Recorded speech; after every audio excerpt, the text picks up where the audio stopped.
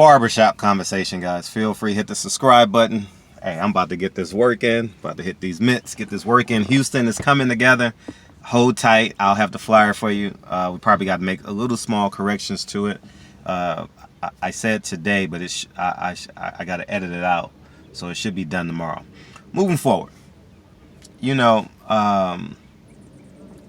DAZN, Top Rank, they do this shit. They censor the media. They don't want you asking certain questions. They want to protect their fighters, and that's the purpose of media, right? No censorship, right? And many of the outlets that they have censored is black media outlets, right? And I'm gonna throw myself in there, even though I didn't apply for a credential, but you know, those are my brothers, and I think that it's wrong. I think that it shows that you are fragile, and people are going to celebrate like, haha, I told you not to ask that question. I told you not to act that way. Listen to what I'm telling you this, and listen very carefully. If they censored certain black media members and they gave you a credential, what do they think about you as a black man? What do they think about you as a Latino or a minority here in America? They believe they can control and manipulate you, right? You gonna be cool. You want to ask the one question is, hey, Eddie, I know you. Hey, let's go out and have pizza. Hey, remember I met you 3 years ago and we were hanging out. At the end of the day, we don't care about this shit. Listen.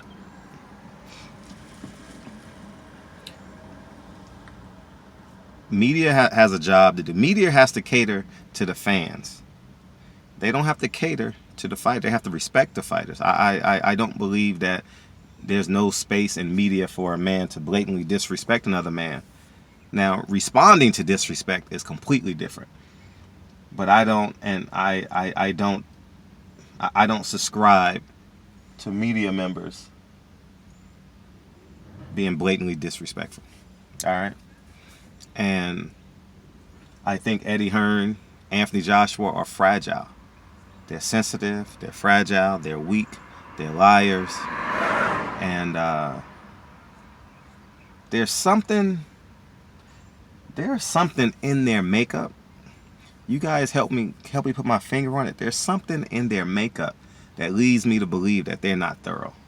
Like they're missing a few pieces to their puzzle, you know. And in about 5 years, if not sooner, we will dominate this media space. And I'm telling you, you know why? Because we're a threat now. Because they're blocking media credentials, they're not answering questions, they don't answer the phones. At the end of the day, if Eddie Hearn interviews with you this week, he doesn't believe.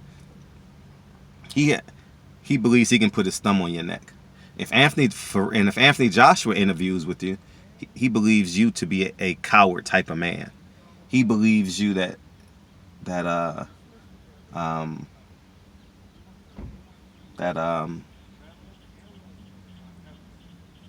you're 3/5 of a man. All right, and I wish you well this week. But they're not censoring black media. You can't censor us. We have our own microphone. Remember, you fight twice a year. We put out hundreds of videos a day. You can't compete. There's no comparison. All right, you cannot compete, and these are just facts. Statistically, you can't compete with me. You can't. I'm gonna outwork you. We're gonna outwork you. All right. So continued censorship it shows you being fragile. And it's sad that Eddie Hearn smiled in Blue Blood's face on Saturday because he needed him for Devin Haney, right? It was like 65% full there, 70% full. He slapped him in the face on Monday. That's what they do to you, man. That's what they do to you. People who are free thinkers, independent, and I'll be the first to say there's no such thing as being unbiased. There's no such thing as equality. There's such thing as equity. You guys got to learn the difference between equity and equality. You should be striving for equity. All right? And as much equity as you can will give you more power. All right. If you want to be equal to Eddie Hearn, good luck. You want to smile in his face and look up to Eddie and like, oh man, you such a tall, big white man with blue eyes. I admire you. I love you. You're my hero. Man, get the fuck out of here, you fucking clown. It's just a disdain. Like and I'm an example. I don't give a fuck what people think about me.